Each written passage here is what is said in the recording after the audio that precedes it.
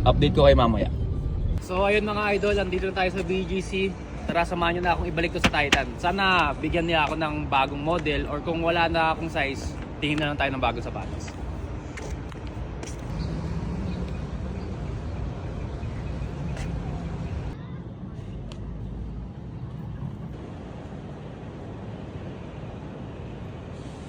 Tayo ngayon, Titan.